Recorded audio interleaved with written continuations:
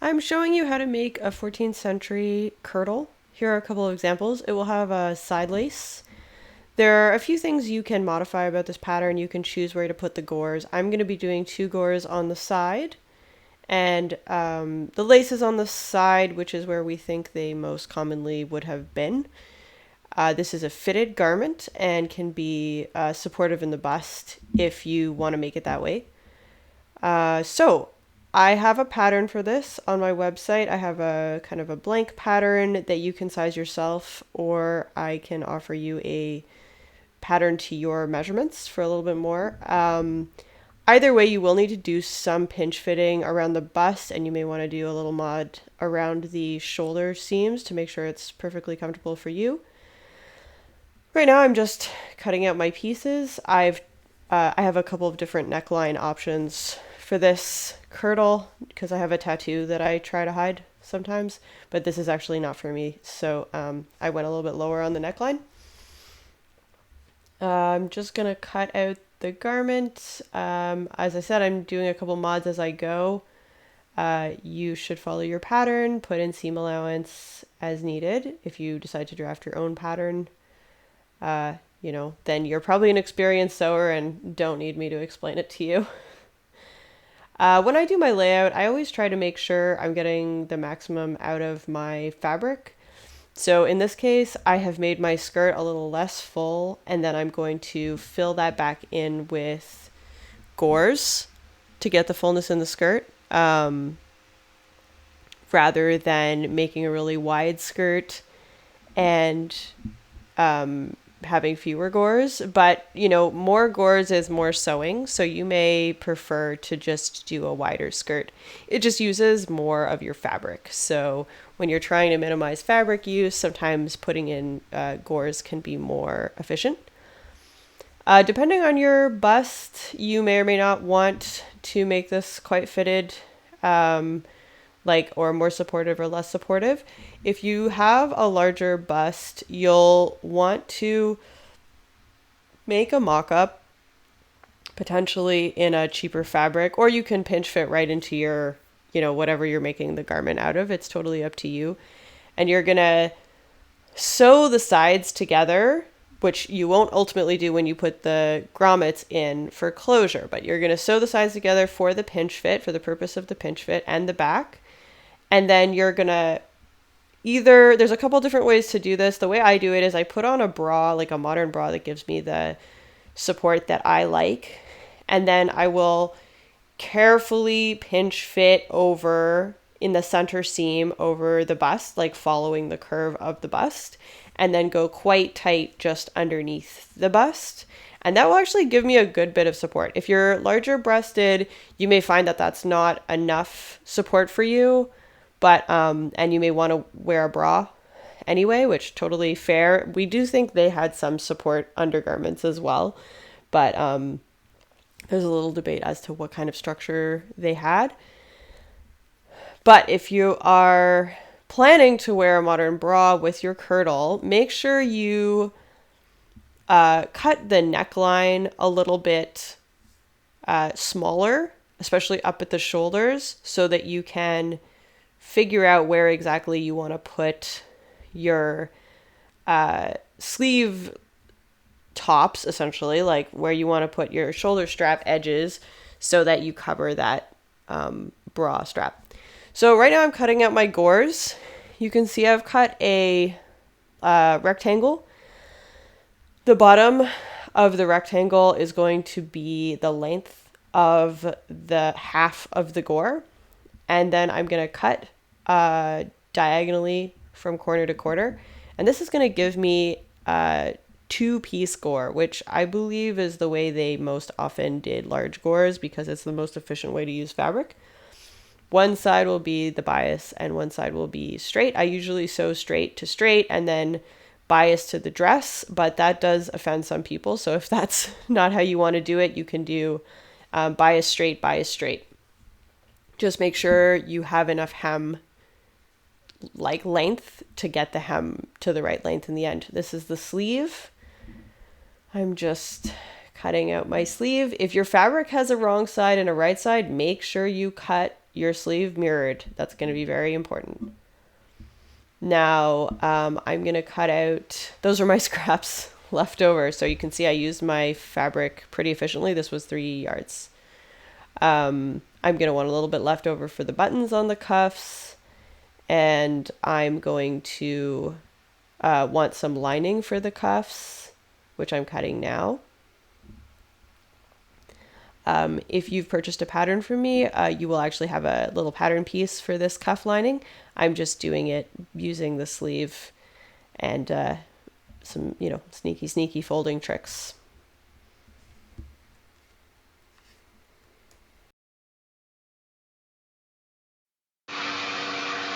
As I cut that out, I'm going to cut 2 of those because I'm going to be lining both cuffs, and that will give me support for my buttons and buttonholes that I'm going to be putting into the cuff. You can just line kind of up to where you plan to put buttons. So if you want to put buttons kind of all the way up to the elbow, then you should line farther up.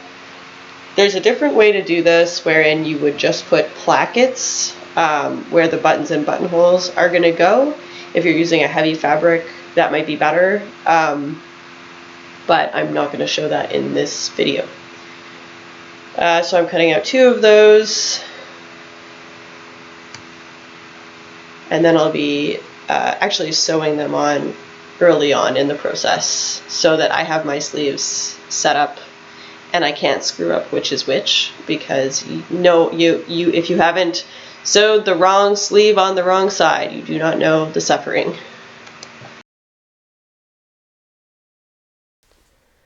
What I'm doing here is just making support plackets for where the side grommet closures are going to be.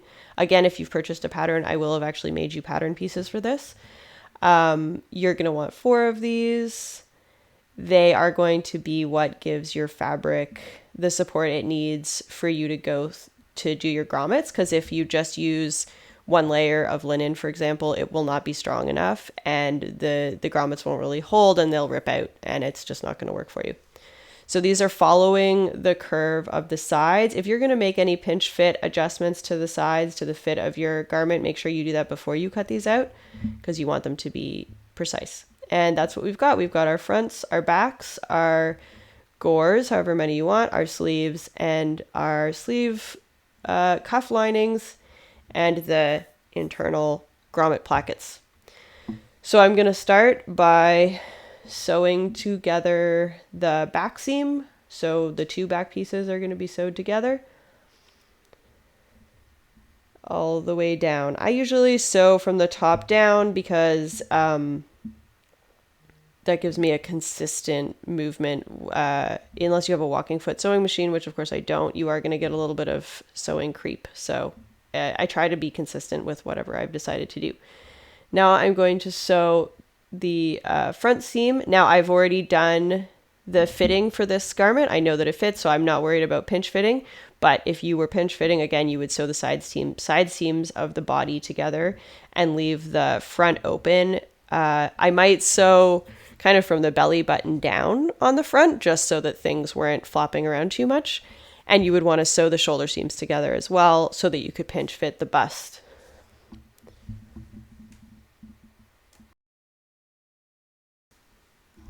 Now that that's finished, I have my front seam of the body sewn together and the back seam of the body, and I can press if I want. That's up to you. Now I'm going to sew my plackets on.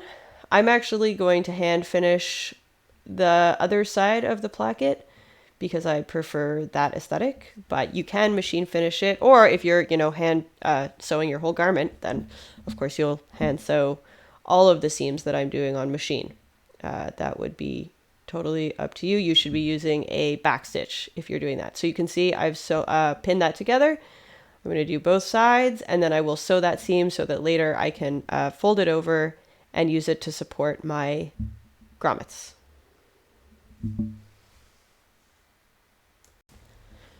I'm just sewing those on now. I'm going to do all 4. I'm not going to show you all 4. Just with a regular stitch, because again, those are getting folded over later.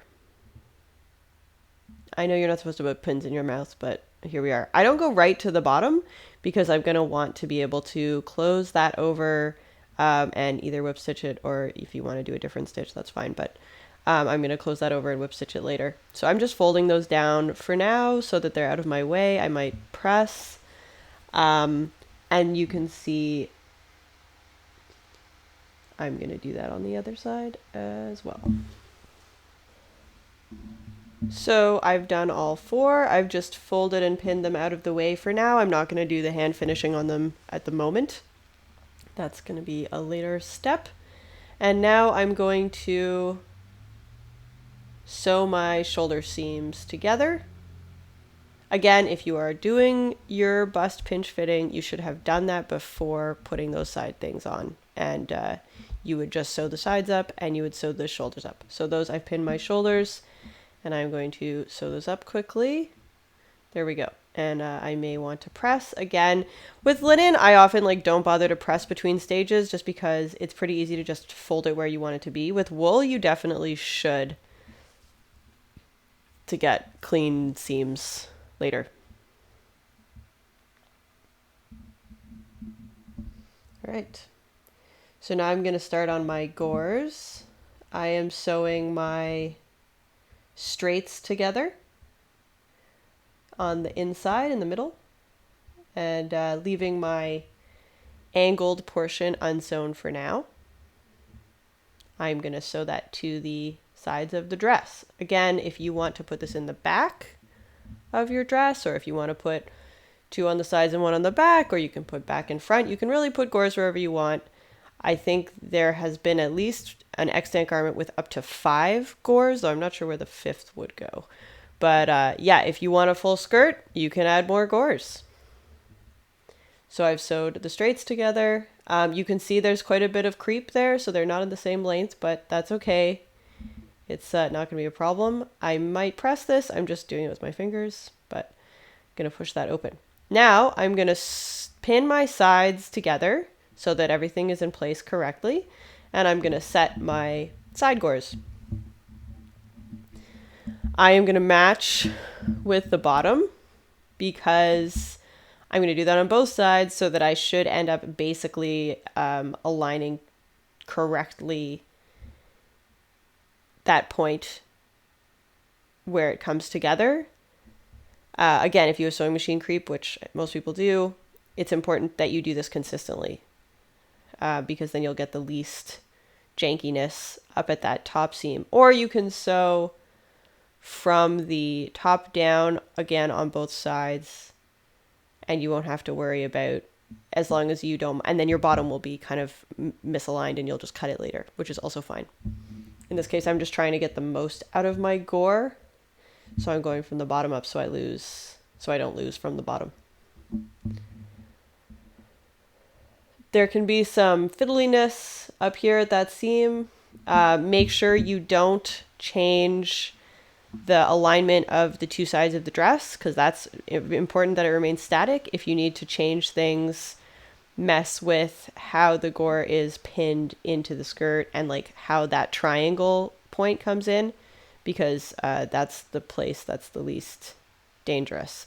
So I am now going to sew from the top down, even though I pinned from the bottom up, because I will get the least loss in this way. Be aware when you are sewing gores and or anything else that you have put your selvage or your seam allowance where you want it for felling. If you're going to do a rollover fell, you can see I've serged this, but if you don't have a serger and you're going to be doing hand felling, make sure you establish that hand felling rollover at the beginning of each seam so that you don't have to go back and fiddle with it later. It's a lot less fun when you have to go through a seam. I have a felling video on here, so you can watch that first if what I said doesn't make sense. But yeah, just be aware that you establish it how you want it so that when you're sewing over the top gore seam, so that you don't have to go back and fix it later and unpick and stuff, which is always really annoying.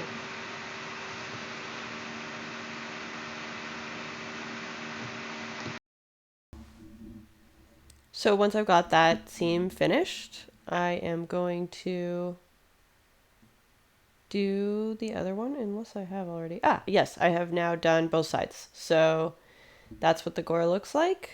I can press everything. You can see there's a little bit of a point on the edge of the gore. And if you were to wear it like that and not fix it, you would have a weird going down point on the side, which would screw up your hem. So I'm just showing you how to cut that so that it's correct.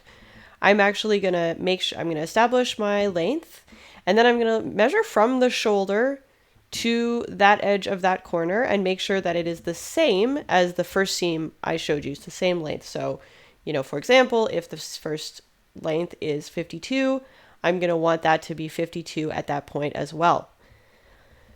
And because of the way triangles work, if I have just cut it as is, it will be longer. So it's just a little bit that I'm cutting off and giving it a gentle curve towards that 52 seam. And then I will have a proper hem to finish when I'm finishing the hem.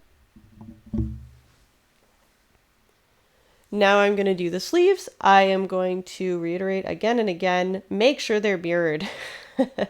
I've already sewed the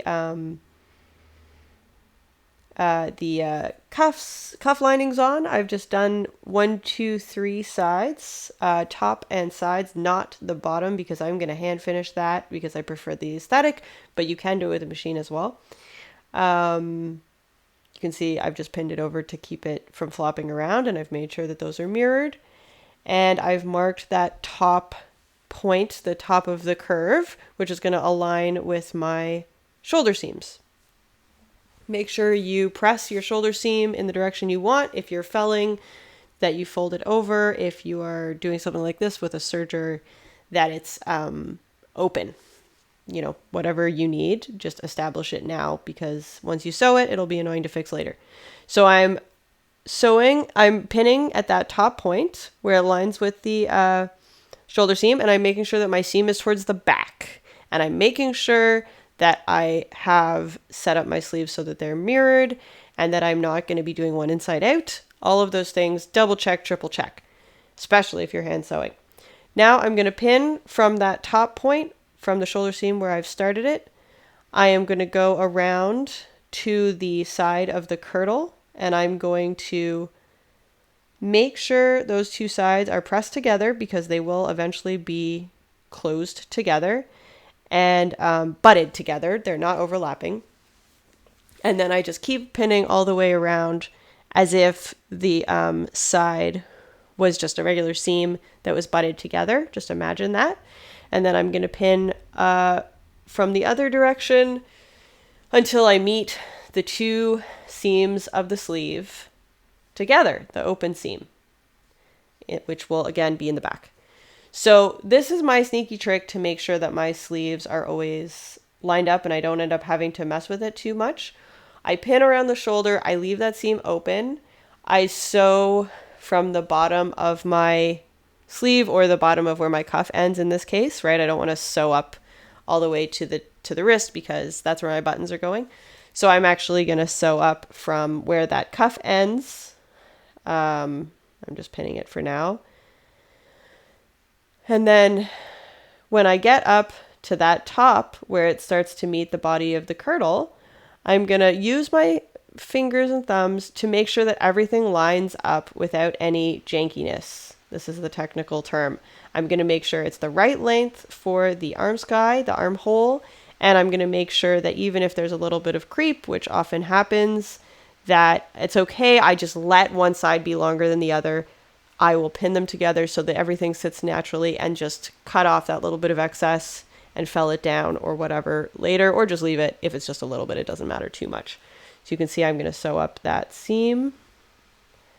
I put my pins on the wrong side. Big problem. Do that all the time. But yeah, I'm going to sew up that seam. First, before I sew up the shoulder seam, I just pinned the shoulder seam so that I would be able to get everything lined up neatly.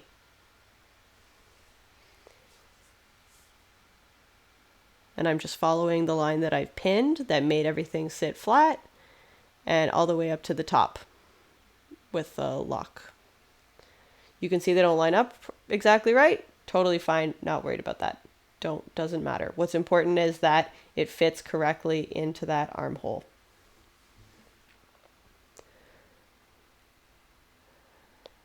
Now I'm going to sew it closed.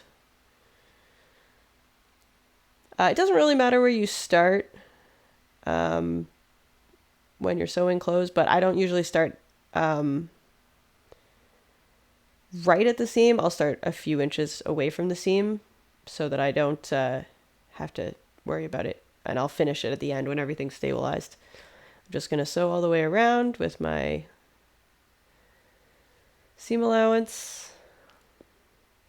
When I get to the side of the gown where the grommets are going to go in, I'm going to be really careful to make sure that everything is laying smoothly, and I'm going to sew over those two pieces with it just butted together and making sure that they don't get folded up by my machine, which can happen if you're not paying attention. And then I will, once I get all the way around, this should give me a nice, friendly shoulder seam without too much fussing and without having to ease hardly anything. Maybe there'll be a tiny bit of easing, but it should be pretty good. There it is. Wait, there it is. So that's the inside. Again, you can press. I have put a little shoulder gore in this one. You don't need to do that if your arm sleeve top is the right length. Sometimes I put the little shoulder gore in because it gives you a little more mobility, but it's actually not a huge issue, so it's really up to you. I'm going to do this shoulder seam a little bit differently. I'm actually going to fold the sleeve inside the garment so that it's really out of my way when I'm sewing that shoulder seam together. You may find this easier. Sometimes I bother, sometimes I don't. It's kind of depending on how I feel and how fiddly the garment is. I'm just showing you this as a kind of another option when you're sewing your sleeve on. Sleeves are definitely one of the trickiest elements of any garment. So, be patient, give yourself lots of time, double check everything. Definitely, I don't always pin when I'm doing long seams, but I always pin when I'm doing sleeves because you really don't want to be wrong and have to do it again.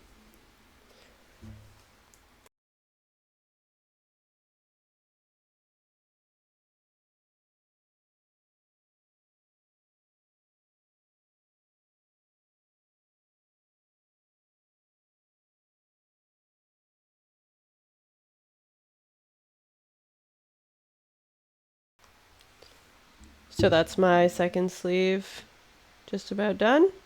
And you'll be able to see both of them finished on the garment with the garment inside out. Hopefully you have not driven yourself insane at this point, because sleeves are always the trickiest part. And that's what my garment looks like from the inside. So now I'm going to be starting my hand sewing process. I'm going to be starting with the grommets. I have an in-depth video of grommets already on my in my library, so I'm not really going to show that here, but so you can maybe go watch that if you don't already know how. First, I'm going to just whip stitch with a delicate little stitch. I'm going to whip stitch these over. Again, that's because I prefer the aesthetic and the smoothness of the finish in this, if you do it this way rather than on a machine. I'm just rolling over that edge a little bit, and then I'm going to do this all the way around. And I'm going to reinforce at the bottom and top. So I'm going to put extra stitches, whip stitching, just because those are the points that are going to get pulled on the most, and you really want them to be nice and stable and stabilized.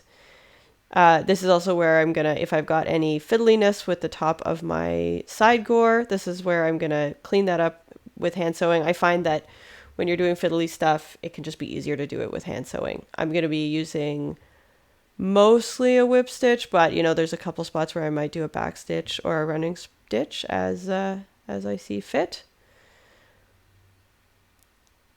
And you can see I'm just going to really reinforce there everything, because I find also anything you hand sew is going to be stronger, especially if you go over it a few times. I'm folding that down at the top so that it is tidy. And I'm just going to whip it down really quite aggressively so that it's all folded in and stabilized.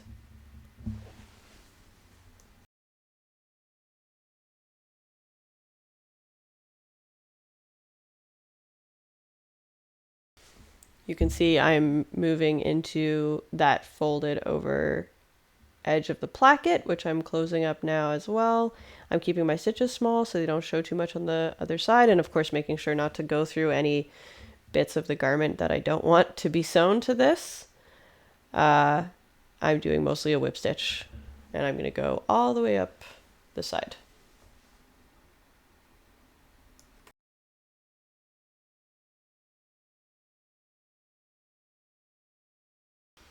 When I get to the top, I'm going to do whatever I need to do to kind of close that up and fell it. If I'm hand felling the whole thing, it's going to look a little bit differently than what I'm doing now, because I, again, serged it and I don't need to hand fill that seam. Hand fell, sorry.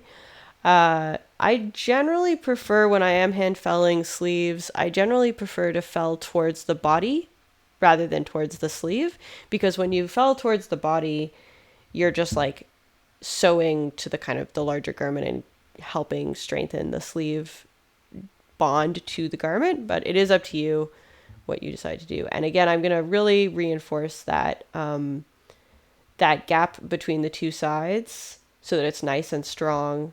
When you're putting it on and off, it's going to get pulled on, so you want it to be really like solid as a rock. So I'm going to go over it a bunch of times with my whip stitch.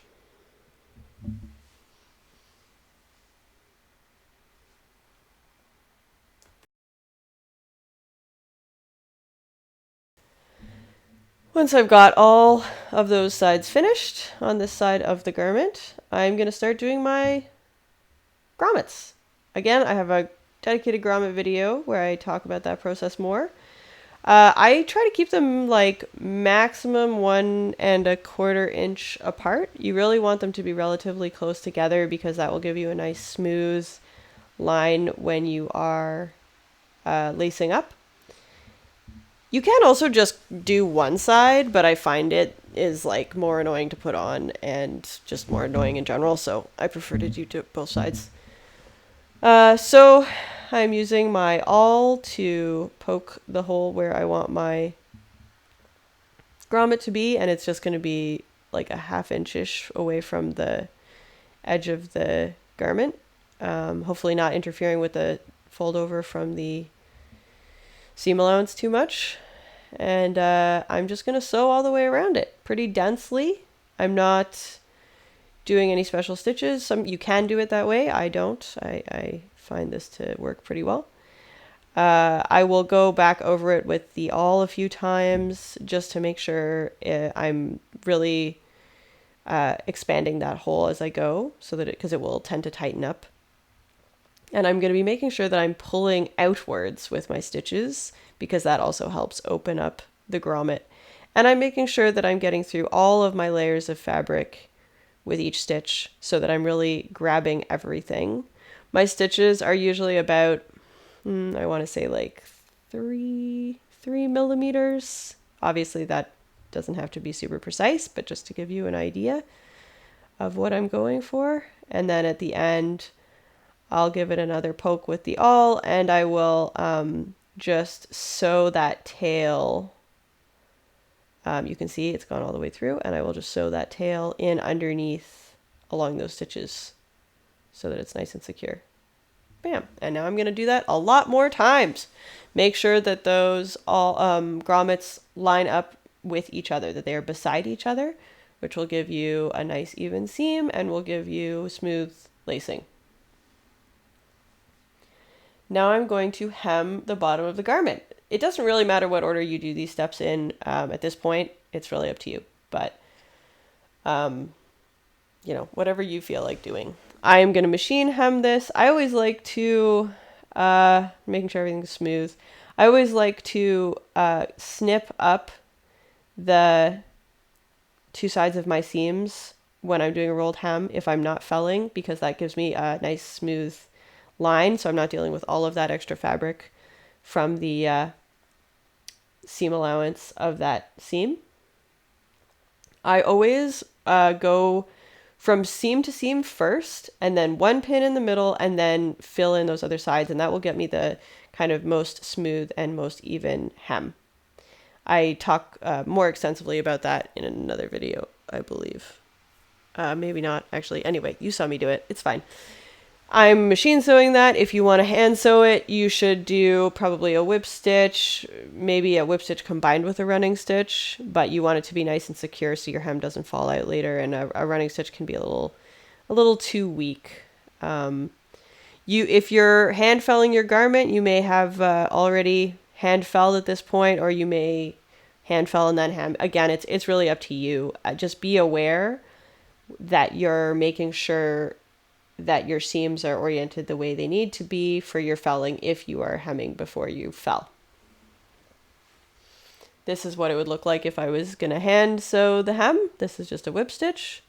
I do talk more about whip stitches elsewhere. That's a running stitch. Again, if I'm going to do a running stitch, I'm going to alternate it with the whip stitch, because I don't want to have too many like long lengths of running stitch, because it's just not that strong. But it is faster, so you can do some alternating if you want to. And that's what it looks like on the other side. Keep your stitches small because they will show. Now I'm going to hem the neckline. Make sure your neckline is where you want it. You know, that you've made sure it's not showing your shift or whatever, your bra straps, anything like that. Made sure you've oriented it. Then you can like get it to the kind of level, the lowness that you want, whether you want to show cleavage or no cleavage or whatever you're doing. Get that all sorted out. And then you're going to roll it. You want to keep that pretty tight, like a pretty small roll, because it's curved. And if you don't keep the roll small, you will have a lot of easing to do. But if you do keep the roll small, especially if it's linen, you shouldn't have any trouble, or you shouldn't have too much trouble. You can see I'm doing seams first, and then I'm doing the center, and then I'm doing the kind of sides of the center, because that, again, just gives you like the best smoothing effect. And then I'm going to whip stitch this. I would never do this on a machine personally, because it really shows, and the machine just doesn't give you the nicest look, especially when you've got a little rolled hem like that. And it's very hard to keep the machine kind of where it needs to be so that everything's getting sewn down. So yeah, I would never finish this with a machine personally. Of course, it's up to you. But I would do this mostly with a whip stitch. You can't really do a running stitch on the neckline because it needs to be quite secure. Now at the sleeves, we're going to get into some buttons and buttonholes. I am just stabilizing again at that spot right there, because that's where it's going to get pulled open the most. So I'm going to go over it a bunch of times. And then as you've seen, I had left that bottom hem of the cuff lining open because I am going to whip stitch it down by hand, and I like to do all my hand sewing at the end. So the two sides and top seam have been done on the machine and folded over, and now I'm just whip stitching that bit over down so that, it's folded in, it's all neat and tidy, and when you see it on your arm, it will look hand sewn, which is nice. Once that's done, we're gonna flip it inside out. I'm gonna flip the whole seam inside out because the whole sleeve, but I'm just showing you that seam. And we are gonna do some buttons. Make sure you're putting your buttonholes and your buttons in the right place. Obviously, if you're gonna pinch fit this, you want it pretty tight. You should have done that before you do this if you're messing with your pattern. I'm gonna make sure that I'm marking the top. I always think of it as the top. The top is where the buttonholes will go. That's very important. It does not work if you do it the other way around. I have done it the wrong way lots of times. So I always put it on my wrist, look at the top, the one that will go like that is from the top, and then I mark that one, and that's where I put my buttonholes. Very important. So I'm using a chisel. I have more in-depth videos of this, but I'll just go over it quickly. I'm going to use a chisel to cut my buttonhole spaces. You can use scissors, you can use a stitch ripper, but I just find that the results are not very nice. You can just buy a chisel at a hardware store. It doesn't need to have to be a special chisel. Any chisel will do. And then I use fray check to keep that from fraying out while I get to it, especially with linen. If you want to be more authentic, you can actually use melted beeswax. And now I'm going to do my buttonhole. Again, I have a proper video where I talk about this stitch somewhere else, so I'm not really going to go over that right now, but you can see it if you need a refresher. I'm using wool that matches the color of the linen. I don't like to use linen thread for buttonholes because I find it just never really sits as well as I'd like, which is not to say that it's inauthentic. I personally just don't like it, so that's why I get wool. I get crewel wool for embroidery and do that, but you can totally use linen. You can use cotton if you want, but it's hard to make sure it's not super fine thread. You want like a heavier thread that's going to fill that space nicely. You can use silk if you want, if you're going fancy. Silk is a little less forgiving, so if you go silk, have practiced some buttonholing before you do silk. Don't do it on your first one. Wool, I think, is the most aesthetically forgiving. There we go. Once I've done all my buttonholes, I'm going to do my buttons. I have another video about this, but I'm just cutting out my rounds. I've already messed around with, my linen to button round ratio to get the right size round. I may choose to stuff them, especially if I'm using a super light fabric where I want really big buttons. And I've already tested to make sure that my chosen button size fits through my buttonholes, because that's something you want to establish before you make all your buttons. I have done that wrong before. I do not recommend it. These ones I'm stuffing because this linen is quite fine, so it needed some additional support to have a nice size button.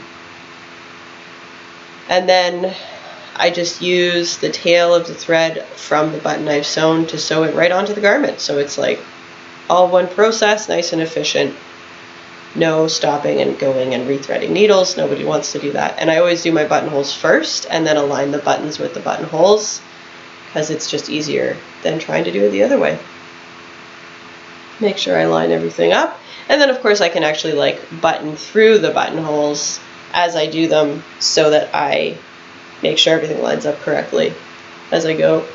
I've spaced these about 1.25 inches as well. You can go to 1 inch. I think smaller than 1 inch you'll find it can get quite bunchy unless your buttons are quite small. And I'd recommend going metal buttons if you're going to do that. So I think 1 inch is kind of the sweet spot, or 1.25 inches. Just as a final note, even though I've serged this garment, I've decided to fell some of the sleeve to make it tighter, and because I had to cut some of the excess from the sleeve top off, I'm going to fell it so that it doesn't fray later, and it also strengthens the sleeve top. So if you're only going to fell in one area, this is a good area to do that in. I'm just going to do a little roll of my seam allowance over the other seam allowance that I'm hiding. I can actually cut back the other seam allowance too if I want, so that I'm not fighting with as much fabric. And then I'm gonna whip stitch all the way around. With sleeves, I would usually mostly whip stitch, but again, you can alternate whip stitch and running stitch. And you can do that more with felling. When I do a long seam felling, I do it mostly running stitch, because it's just supposed to be fast, clean it up. There's no pressure on that felling seam, so it doesn't need to be super strong, and it is in theory easy to fix if it starts to come out a little bit, so it's okay to do mostly a running stitch.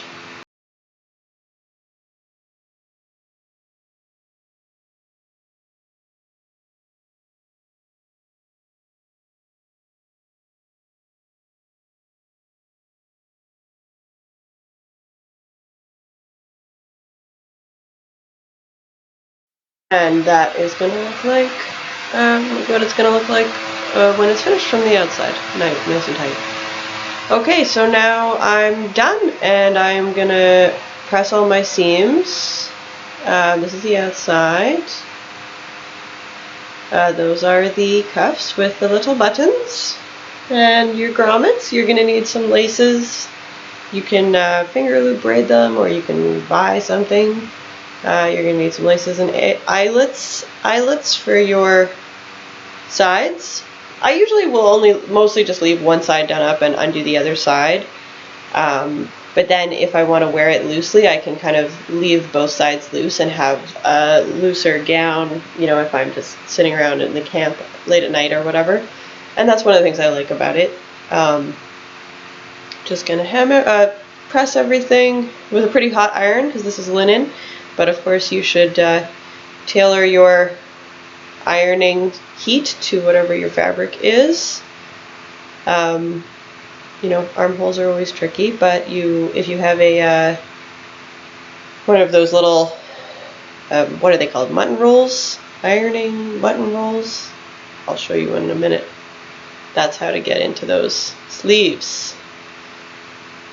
Anyway, that should pretty much tell you how everything's going. Again, if you've felled, you won't be pressing those seams open. You'll be just pressing down your fell seam so everything looks nice.